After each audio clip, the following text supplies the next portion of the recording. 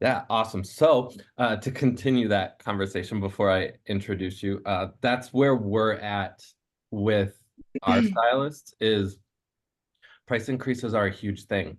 Mhm. And they don't, like you said, stay out of the pocketbook. So I want to start there with price increases and how to effectively communicate them because I think that you had a perfect advice for that.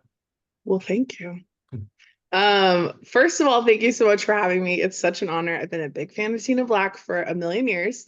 So it is definitely I'm like, okay, this is Oh, amazing to be a fangirling. guest. I love this.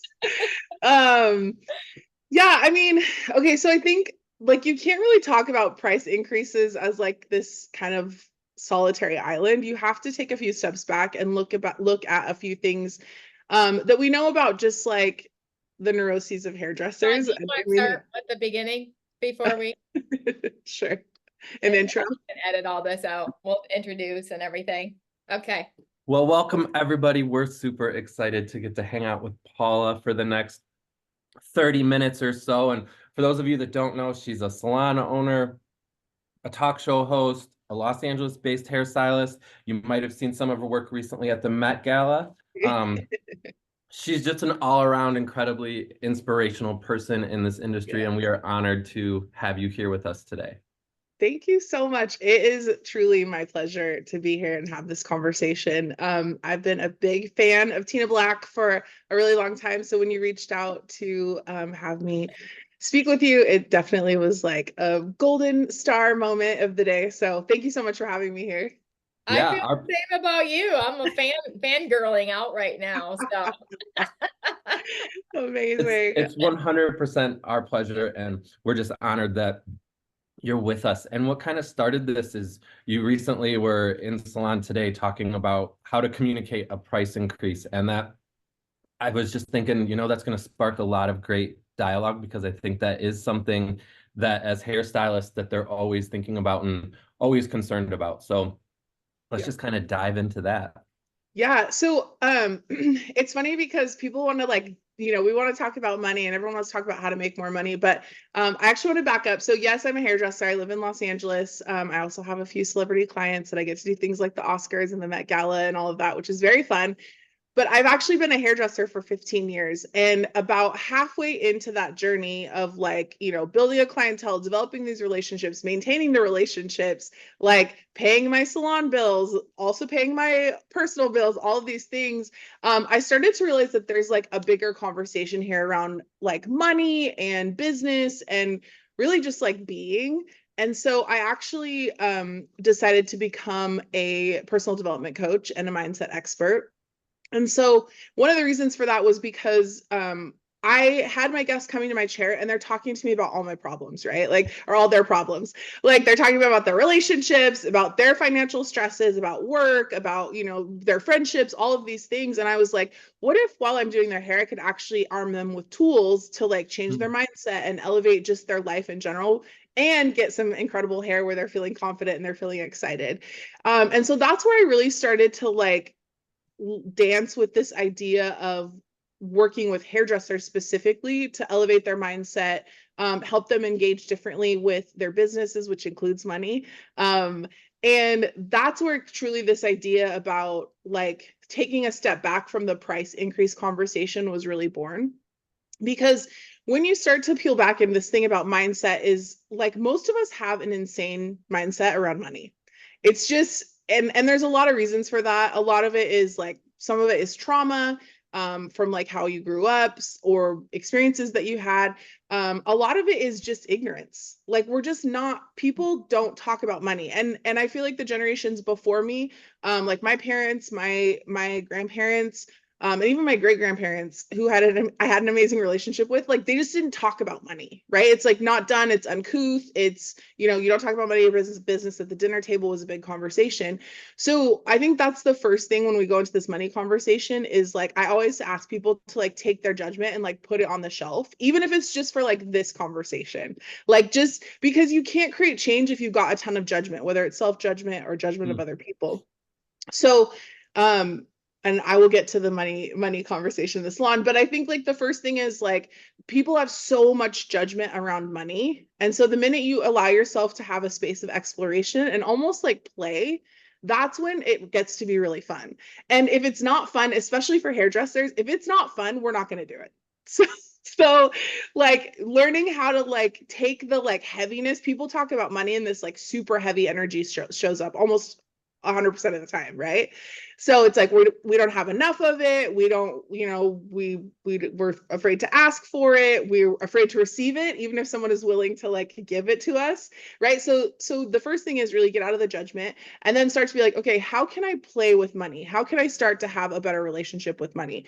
Well, when you're building a relationship with a person, what do? You spend time together, you ask each other questions, you know, again, the judgment's on the shelf, and it's just like an exploration, right? When you're meeting someone new and everything, they're so shiny and beautiful and you think you're in love, like that's exactly the same thing that you can do with money. Is like, what if it was actually an exploration and not necessarily this thing that is laden with judgment, that is like only holding up a mirror to your incompetence? Like, what if it could actually be play? And that's one of the things too that I really believe is that like money follows joy. And so the more willing you are to have that energy of play, to have that energy of fun and wonder, almost like a kid playing in like a sandbox, right? Like they don't have any idea exactly what they're going to create or where they're going to move or who their next best friend in the sandbox is going to be, right? They just play and they see what shows up. And so that's the same thing with money. Like if you were willing to give yourself an energy of play and actually let go of all of the judgment, all of the trauma that you've had, and just start to wonder, okay, cool. Like if as a, well, and we could say this as a hairdresser, you can say this as a business owner, you could say this as, you know, whatever. If I were willing to have an energy of play with money, what could actually show up? And when you start, like, can you just feel that like that like relaxation that happens in your body where you're like, wait, play? Okay.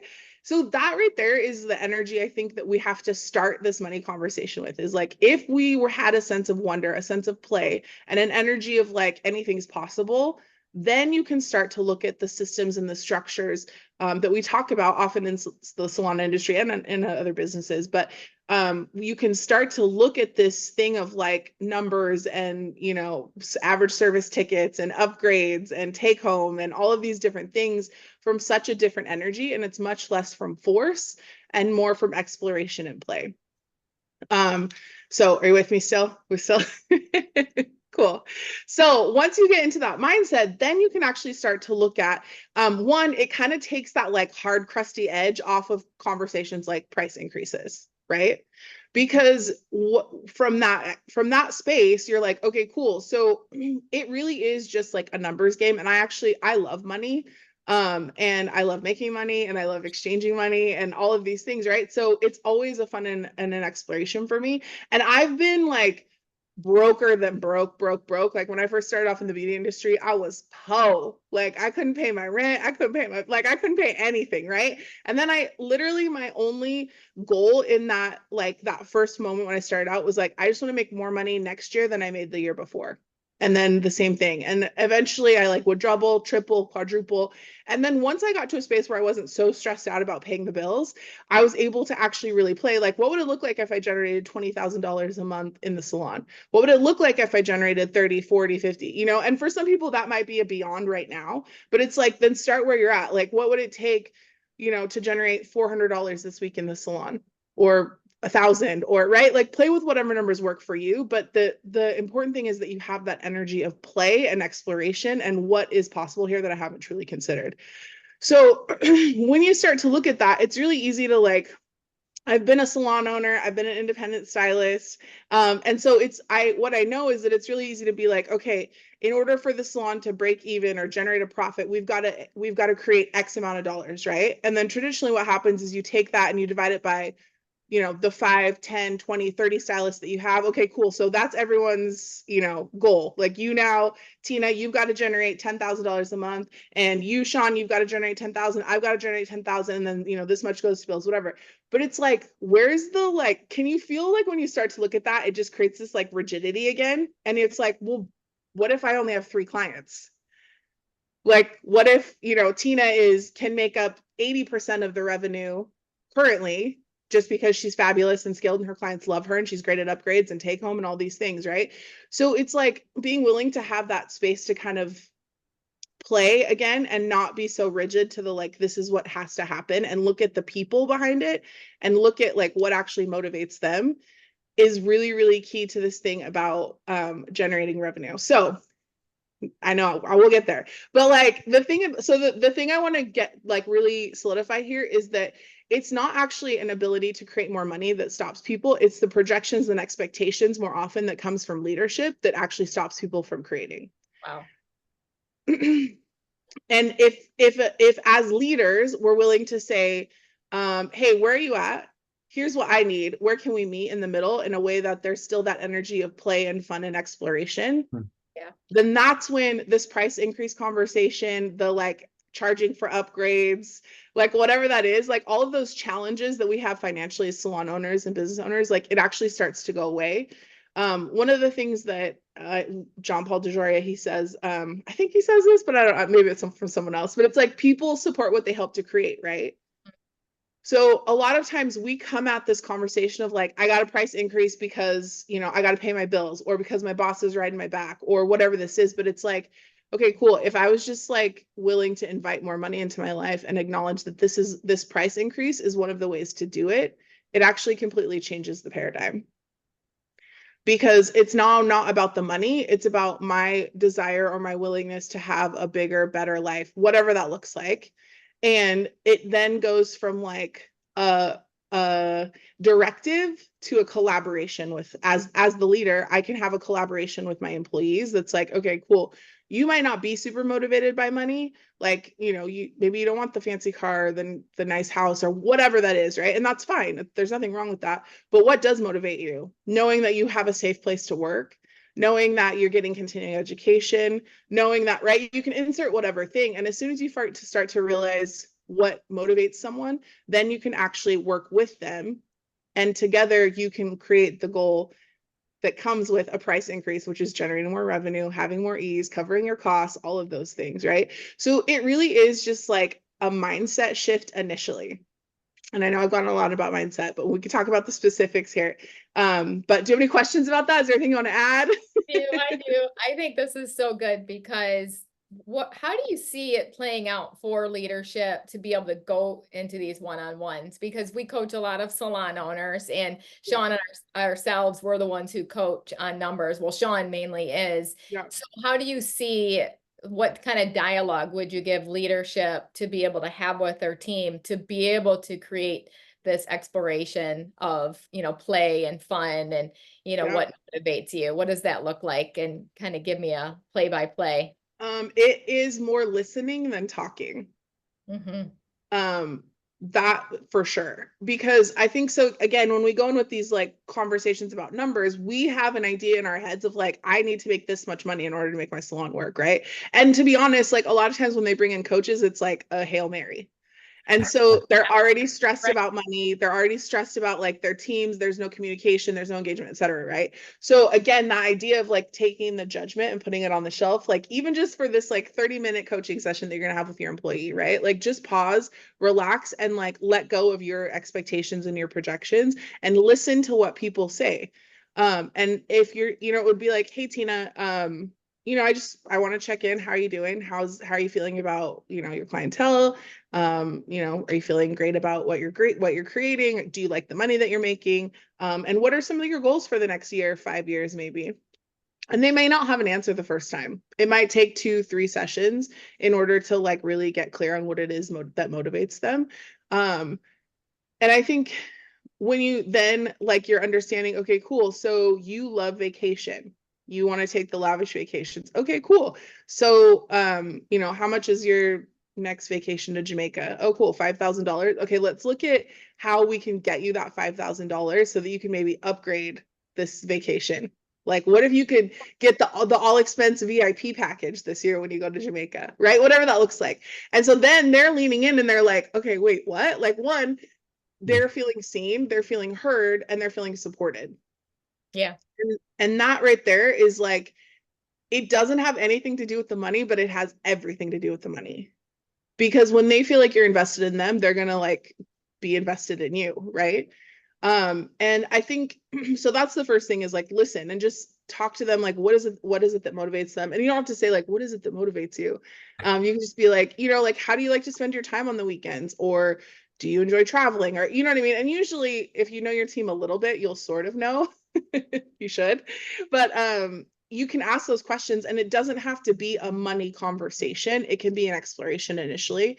And then from that space, that's where you start to like use what they actually desire and what it is that they want to create as you use that as the springboard for like the collaboration and the creation of the business. Because the reality is that a lot of times hairdressers don't understand that like owning a salon is not necessarily like your first choice for the most profitable business in the entire world. Like they don't understand that, right? Like they think, oh, if I make X amount of dollars and I'm taking my salon, I get 50% commission. They think that 50% goes in your pocket. Like they don't understand that that's not how it works. And so I think it is important to have these kinds of conversations so that it's like you can show people that while you need money to keep the doors open, it's not what they think it is, or it's not what the industry traditionally like talks about it being, right? Like it's not about salon owners being the slumlords of the beauty industry, right? Like that's just not what it is. But if you don't say that, people will think that. And so I think when you can open up these conversations, then you can have more in-depth conversations about things that sometimes are awkward for people, like money. So, and I think too, like, I think it's okay to say to the teams, again, like traditionally, a lot of people don't like to talk about money because it's awkward, but I think it's okay to let your team know, hey, this is where the money's going. When you sell take home, like, you know how I buy you lunch every Friday? Like that's what that money comes out of. Or when you get this amazing education that then allows you to go generate more revenue so that you can take your VIP vacation to Jamaica, like this is where that money comes from. So I think like so often it was kind of like, I think when I started out in the industry, it was like very much like a backroom conversation that like most of the stylists weren't included in. And so when you start to have a conversation, but not from the space of like, you should be grateful for everything that I give to you, right? It's not that. It's like, hey, thank you so much for selling your take home. Because just so you know, you selling that take home actually, put money in this pot for whatever, a team vacation or that boat party that we go on every year or whatever that is, right? Like being willing to have that conversation. That's good. Let's jump into take home because I think that's our biggest challenge, not only in our schools, but also in our salons. And so give us advice, coach us on how to coach our teams in take home. So it's funny because the conversation on take home is wild right now. Like, and I think it's been like this for years, but like even now people are like, don't sell take home. It's not worth it. You can't, I'm like, no, like that's not exactly how that works. But I think the thing about the way that I've always approached take home, and I went to a Paul Mitchell school. So like I learned about 10 opportunities and the 2-minute plan and all of that. And I think as a student, I didn't necessarily get it. I followed it because I was like, okay, well, there's a system here. Clearly it works. So like, I'm just going to try it. So I was that future professional that sold take home. But I was still a little awkward about it. And I didn't have the like ease that I necessarily have now as a, hairdresser 15 years down the road. But for me, the switch flipped when I realized that instead of looking at it as like selling take home, you're actually protecting your guest's investment. Yeah. And that is the conversation that I have so often is like, okay, so if you buy a Ferrari, you're gonna, first of all, legally, you have to purchase insurance, right?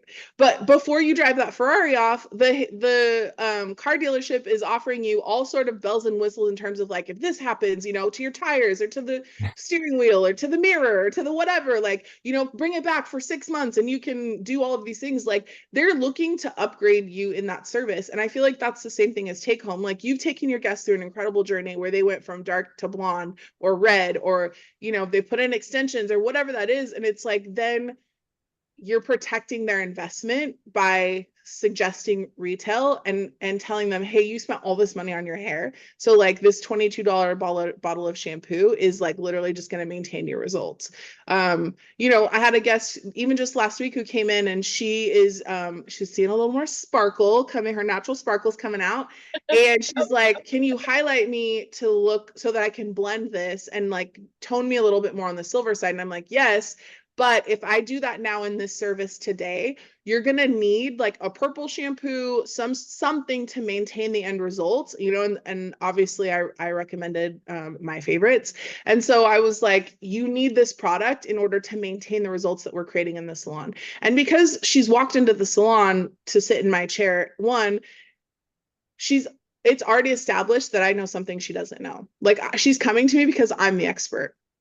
And so I think as a hairdresser, like understanding that and truly like leaning into that, like if people are paying you to do their hair, which we all know they could do at home, right? There's a million like boxes at the Walmart that they can just pick and pull to do their hair, but they didn't choose that. They choose to come in to see you because they're acknowledging that you're an expert.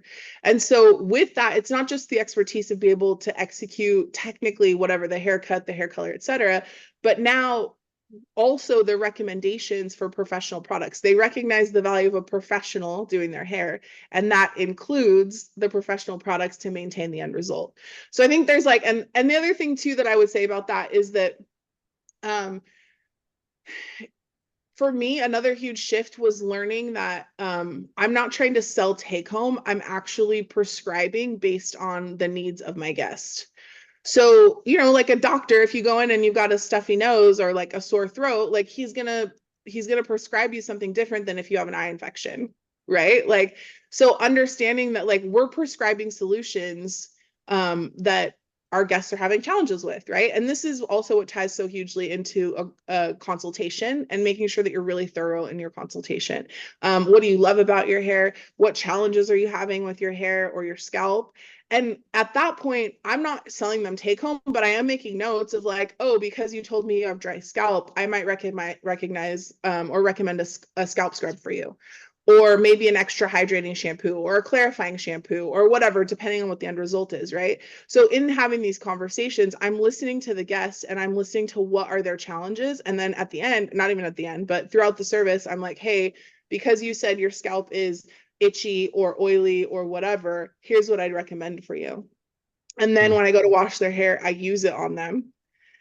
And I'm like, okay, so this is actually that like scalp scrub that I was telling you about. Doesn't it feel incredible? Like you could take this home today, use this once a week, you know? So like I'm having this conversation with them throughout their service, but I don't just wait until the end to be like, and now here's all the 27 products that you need to purchase, right? It's exactly. Like, in order for me to prescribe solutions, I have to understand what the problem is. And that's where the consultation and that conversation throughout the service becomes really key. And then again, this is like, and it is like, I'm such a like mindset fanatic because it's like, it seems like it's the same thing. It's not actually the same thing. What changes is your mindset because you're not having to sell product. You're recommending solutions that your guests are already bringing to you. So I think that's like a huge, huge piece. And that's, for me, it was like a huge paradigm shift. And the reality is some people just always feel awkward. Like they always feel like they're selling, and that's fine. But that's where you go back to like helping them. You have to help as a leader. It's our responsibility to connect the dots because common sense is not always common sense until it's common knowledge. And so as a leader, our job is also to educate.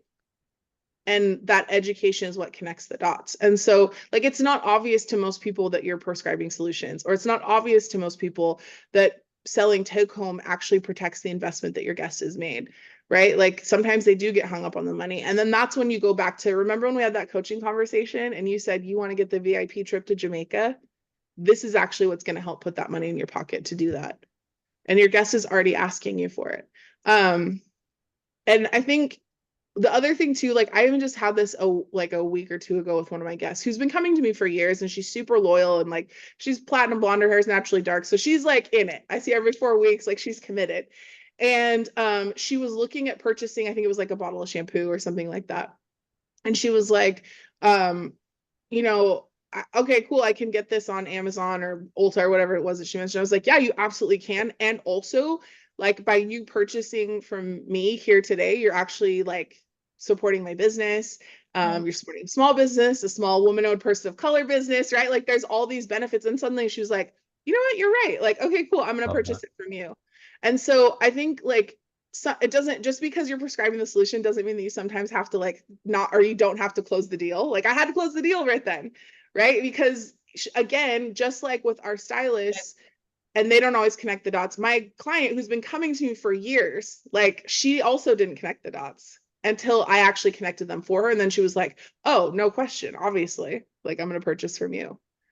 Yeah, but can you back up to that, Yeah. Paula, because that's huge. That's something that we hear from our stylists all the time. Oh, they're already buying from Amazon or Ulta because Ulta has these great points, like Yeah, these great totally. rewards. So give that verbiage again. So if, okay, so there's actually a couple things, and I do have something to say about the points thing as well. Good. Uh, so the thing is, like, it's actually giving them, like, incentivizing them, right? Like, yes, you can purchase this, but also you're gonna have to wait. Even if you have Amazon Prime, you're gonna have to wait at least a day or two Right. to Right. get that product, right? And yes, whatever the points, etc. But the thing is, I really don't have a point of view about whether or not someone purchases from Amazon or Ulta or whatever. I get convenience, I get ease, I understand that. So I'm not like, I never, right? Like, it's not that. I genuinely don't have a How point of dare view you? about it. I'm just Right. like, yeah, great. And you also, here's the added benefit of purchasing from me. One, again, like, you're supporting me, which keeps my doors open, which means that I can keep doing your hair and your friend's hair and all the referrals that you send to me. And two, like, and you speak to the thing that's important, right? Like, for me, like, again, I am a woman of color, it just happens to be that way. And so for some people, that's important, that they support small women-owned businesses, people of color is like icing on the cake, right? So I will say that, like, I just want to remind you that in supporting my business, and I don't say this to like tip the thing on the take home, I often will just remind that, like, hey, thank you so much for coming to me, even though it's been, 3 years, 5 years, 10 years, whatever it is. Like, I just want you to know that, like, the house that I've purchased, the car that I have, like, the beautiful life that I've been able to create is a result of your patronage. So thank you so much. Like, I'm willing to have that conversation and say that with my guests. And I think people are really weird about that and are not willing to. But what I will tell you is that when you're willing to acknowledge that, your guests will, like, continue to be patrons of your business. And so, like, back to what you were asking, it really is just like, yes, you can absolutely purchase it from Amazon, and also you can take it home right now and you're supporting my small business, like, full stop. And that's the reality, is most salons, even if it is like a 15 chair, 20, 30 chair salon, like, it is technically a small business, right? Like, and so I think that conversation about, like, you being here, you spending your dollars here actually makes a difference in the lives of all of the people that work here. And I think that acknowledgement goes so far with people. And so I think too, if they're like, hopped up on the Amazon points or the Ulta points or whatever, create a system in your salon where people get points for purchasing. Right. And maybe it is like a Visa gift card, and not just like, maybe it doesn't come right back into the salon. Maybe it is like an investment that you set aside. Okay, so for every $10 you hear, you get 10% that goes towards some account. And then when you get, when you're up to $20, you get a $20 Visa gift card. Like, people love that. They love money and they love, like, incentives. And so, Yeah. like, and the thing is, people are like, well, like, I need all that money to keep my business open. And I'm like, well, then you need to raise your prices, which is another conversation we'll get to. But, like, they're like, well, I need all that money. And it's like, well, you would use advertising budget, right? Like, you would, get business cards or run ads in the paper or spend extra money on Instagram to push posts or whatever that is. Like, that's ad spend. So use that money to actually feed back into your clients, because the reality is your client is never going to, like, there's no ad that's better than a walking, talking billboard that is your client. Agreed. So it's like that money always pays you back, like, way bigger dividends than anything else.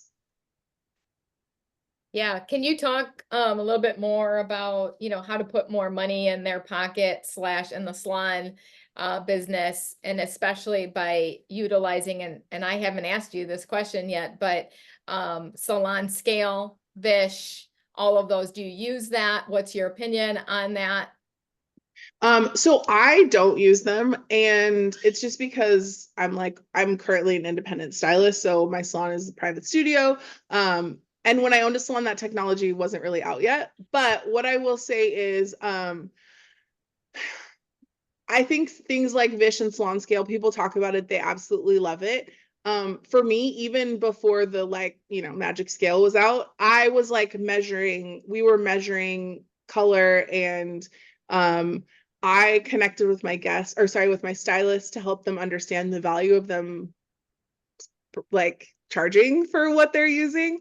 Again, I had a lot of those conversations with my stylist where it was like, listen, I get that you don't think an extra ounce of color is, a big deal, but if we look at this extra ounce of color plus the developer that's used, plus then, whatever the added service on, you don't charge. And I show them actually the amount of money that's lost and where that money would have actually gone as a result. So it's again, explaining to them and having a conversation and just saying I'm not doing this just to beat you down, but I'm showing you this because this is an important part of me being able to keep the doors open for you.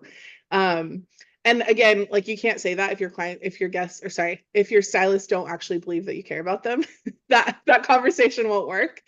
But being really transparent and open about that, I think is really, really important. But I think that's the thing. It's it's also hiring people with integrity and, it doesn't have to be a big deal, but I think it does need to be a conversation. And I think because people get so weird, their mindset is so weird about it, they're never willing to have the conversation. So then they just build up animosity and resentment. And then it comes out in other unhealthy ways in the salon. And then that's how you have a toxic work environment, right? Do you see how all of this sort of starts to spiral? And so that's where it's you got to get your mind right about it and get really clear about why is it important? Cool, use Vish, use Salon Scale, but why? What's the why behind it? Is it just to save money? Cool, that's great, but how long is that actually going to really last in the execution of your business? Because to be honest, if your business isn't doing well, Vish isn't going to save you. Mm-hmm. If you're not running your business and being in your business and being present with it, Salon Scale's gonna maybe save you a couple bucks, but it's not gonna be enough to keep your doors open. So I think that's where it really comes down to the mindset. And I think going to the conversation about talking to people about raising prices. I just had my girl that does my nails came, she makes house calls. I'm very spoiled and grateful. But she was at my house and she was telling me how and her prices are too low, but I never but I never tell someone you need to charge more, because then they just feel attacked and whatever. So I will often over tip or whatever that looks like. But finally she brought it up this last visit and was yeah, I'm just crazy busy, and I just realized that the amount of energy or and she's incredible, I don't, she's does amazing, gorgeous, right? So it's her work's amazing. She's an artist, truly. And she's just now realizing, and she said to me, I realized that the amount of energy and effort that I was putting into every single set actually was valued way higher than what I was charging. And she was but I'm afraid that I'm going to lose my clients. A lot of my clients can't pay what I would be charging if I raised my prices. Mm-hmm. And my question to her was, how do you know? Yeah, how do you know? Yep. How do you know? If you ask them? She's well, no, I just, my prices were so low for so long. Okay. How do you know? You don't know. We immediately go, again, this goes back to mindset, but we immediately go into oh, I can't raise my prices because I'll lose my clientele. Well, actually what you're doing is you're creating space for the clientele that will pay what your service is worth. And I think where we run into a lot of problems with people raising prices, and I've seen this over the last few years, is that there's the value that they're providing is not equitable to the price that they're charging. Right. Mm-hmm. And so I think that's the thing, is it's if you're nervous about raising your prices, and obviously with my with Haley, she knows that the value that she's providing is greater than her cost of service. right? So it's a non-issue for her. Or I mean, just got to work through the mindset. But like when you're looking at apples to apples, like clearly she needs to raise her prices. If you have a question in your mind about whether or not you can raise your prices and sustain your business, the first thing I would say is you got to look at the value that you're providing.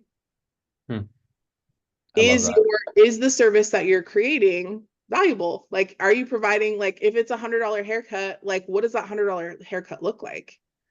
Are you telling them they have to come wet and leave wet? Are you telling them that, you know, like it's a dry cut, they don't get a shampoo or a blow dry, like what, you know what I mean? Whatever that is, it's like, fine. And that's fine. I'm not saying that's wrong, but then what value is attached to it? Like, yeah, maybe it's a dry cut. You don't get a shampoo, but you get a hand massage, or you get a bottle of shampoo with every haircut, or you get whatever that looks like. You just have to make sure that the value of the service matches the price of the service. And a lot of that too is like creating, it's like mindset again with your clients. Like if they feel like they're getting their money's worth, it's a non-issue when you raise your prices. I love that. And that's kind of what you said in the article. And you talked about knowing your worth and value in the beauty industry. So I love that this was like a full circle, and we went like through the whole thing that brought us right back to, that original question is how do we have that conversation? And you also mentioned that you have to have that initial communication. It's not as simple as sending an email or posting on social media that I think a lot of stylists behind. It makes me like, I'm not an anxious person, and my stomach drops when I hear, like, when you just said that about like, just posting on social, I'm like, don't do it. I know. And that's the thing is like, most people do it because they don't want to have the conversation face to face. And it's not everybody, but I would say most people, because the thing about it is if I'm raising my prices, I'm not worried about new guests. I'm worried about my existing guests, which means that those people that are already sitting in my chair, that are already coming to see me every 4, 6, 8, 10 weeks, whatever that looks like. So that's where having that face-to-face conversation becomes so, so important, because people are weird about money, as we talked about in the beginning. So like, hey, I just want to let you know, Sean, in 3 months, I'm going to do a price increase. And so what is that going to mean for you? So your haircut is going to go from, whatever, $50 to $60 or $65 or $100 or whatever the number is, right? And like, I just want to give you that heads up. Like, if that works for you, amazing. If you've got challenges with that, let's talk about some solutions. Now, the solution isn't like, okay, I'll keep you at $50. The solution is like, great, like I'm happy to recommend you or refer you to another stylist in the salon that is at that price point that works for you. Or, we could look at maybe, I could if I'm an independent stylist, so I actually refer to other stylists that I know in Los Angeles. They're growing their businesses, etc. But what you don't want to do is say like, oh, well, if that doesn't work for you, like, it's fine. I won't raise your prices. Like, I'll keep you at the OG pricing. Because you're only at that point dishonoring yourself. And you're actually reducing the value of the service that you're providing for your guests, because you've now created a $100 service that you're charging someone else only, $50, $65 for, say. And, or So basically it's just like, instead of giving them an out, let them tell you what works for them or what doesn't work for them before you start to provide solutions. Because even for me, like I have a client who, she's, she makes okay money, and she obviously makes enough money to come get her hair done every like 4 weeks. But when I did my price increase, this was several years ago, but when I did my price increase, at that point, she wasn't in like a super like financially fluid place. And she was like, hey, this is what I can spend at every appointment. And she was like a base retouch, highlights, haircut every single time. Right. So I was like, great. So then let's structure your services so that maybe you come in more often, but you get, only one service that day. Right. So like, okay, this time we'll do your base retouch. You can come back in 4 weeks and we'll do like a base and a highlight. And so like, and then the next time we'll do a haircut, and then the next time, you know, so like we started to structure it out so that, you know, I was like, at one point you're going to have to pay more in a service because highlights are more and you need your base. So like you're at every, you know, third or fourth appointment, you're going to have a higher price ticket, but we can stretch it out over time so that you can still get all the services. You can still come see me, but it's just going to look a little bit different. And she was totally fine with that. And actually to this day, we still do it. And she's like worked with all of my price increases since then because she doesn't have to pay all out of pocket every single, you know, every single service. And again, that's not for everybody, but for me, it was like, I really cared about that guest and I wanted to work with her, but I also wanted to honor myself and my price increase. And so that was the conversation. And that's the value of having a face-to-face conversation with your client, because a lot of times they'll assume like, oh, her prices went up, I can't afford her anymore. And then they'll just go away. I'm really lucky that I have a super loyal clientele that absolutely adores me. And so they don't want to go away. Like, in fact, some of them were like, I will never leave you. But you know what I mean? It's like having that conversation. What's that? You can never retire. Yeah, They won't right. let you. Yeah, but it's like, that's the thing is, it's like, that's why you have to have a face-to-face conversation, because some clients will say, I can't afford that. And you're like, okay, great. So then I'm going to refer you to this person.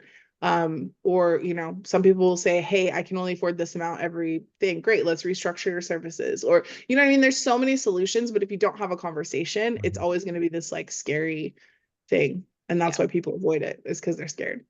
I love that we're staying on the subject of communication, because Sean and I, when we coach salon owners, we talk about the 5 strategies of a healthy business. And number 1, of course, is communication. And as we start to wrap this up, I would love for you to talk a little bit more about face-to-face conversation with leaders and their teams, because what I see often happen when they're having to have a difficult conversation, they move it to text, right? Sometimes email, but it's to text. And I'm like, what are you doing? Like, no, we have to talk to them one-on-ones, and it should be proactive one-on-one. So what advice would you give salon owners right now as far as proactive communication / why it should be always face-to-face? Yeah. Okay. So 2 things I would say, like, obviously golden rule is like treat people the way that you want to be treated, is like the first thing that comes to mind. But the second also is like, as leaders, we have to like mirror the process. And so if we want hairdressers that are committed and great communicators, then we have to be committed to the relationships and be great communicators with them. And the other thing I would say about that is that if you're afraid to bring up something that I'm going to say, quote unquote, negative with one of your, you know, team members or whatever that is, generally speaking, what that tells me is that you're also not communicating with them when they're, when you're supposed to be celebrating victories. Yes. Because most people wait until something's wrong to have a conversation.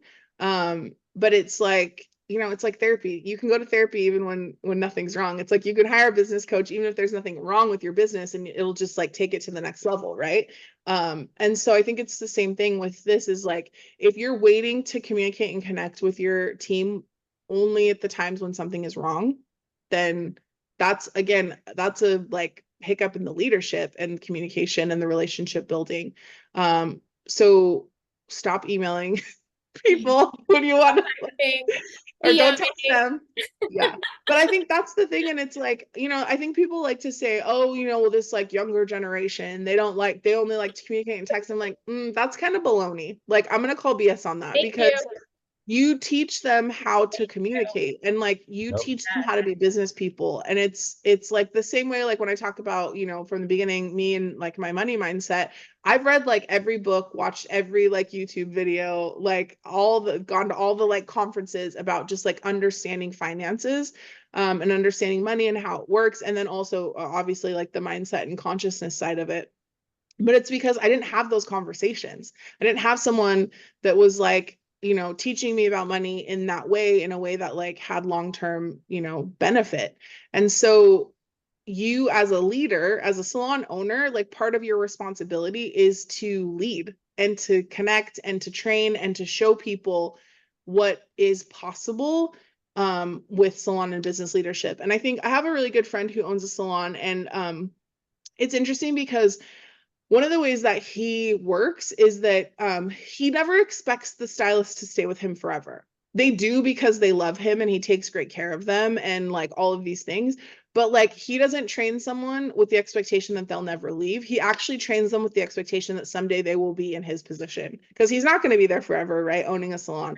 And so I think when you actually start to like show people that you're pouring into them not for your own benefit, but for the benefit of all, then that's where it's easier to have those kinds of conversations and be like, hey, here's where this isn't working.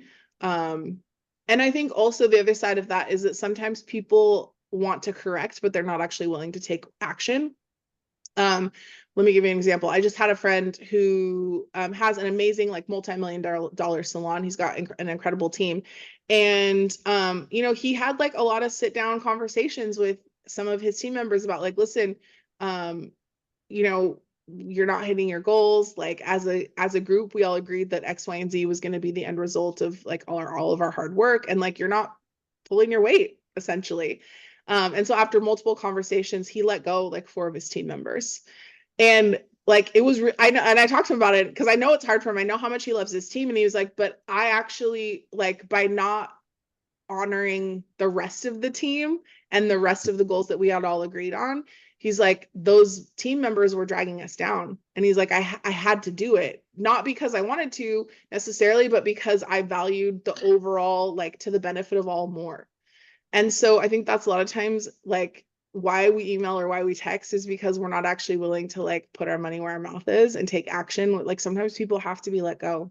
Sorry, but it only can happen if you can honestly say, I have coached, I have sat down, I have recoached, we've sat down again, we've communicated, we've, you know, gotten clarity, we've recommunicated, we've implemented systems, like whatever that is. And then you can be like, okay, you know, this just isn't working. And again, it's not personal. It's just, it's business. Like it feels personal because we're hairdressers and we're bleeding hearts and we, you know, we love everybody. But a lot of times it is like we make the things that should be business personal and the things that are personal, we try to bring into the business and then it creates challenges for us. Yes. That's a whole nother podcast. Yeah, right. Totally have to have you back on for sure. Yeah, for sure. Amazing. I'd love to. Well, thank you so much for joining us. Any final words of wisdom for salon owners and leaders that are listening to us today? Don't be weird about money. Money. It's just money. You've made it, you've lost it, you'll make it again, you'll probably lose some again too, but it's like the more you're willing to get out of your own way and let go of the judgment around money, like actually the more money that you're going to bring in. Like let it be fun and let it be joyful and an exploration of possibility and not the like determining factor of whether or not you can keep the doors open. Like money follows joy. So the more fun you can have in creating your business, like the more money you're going to make.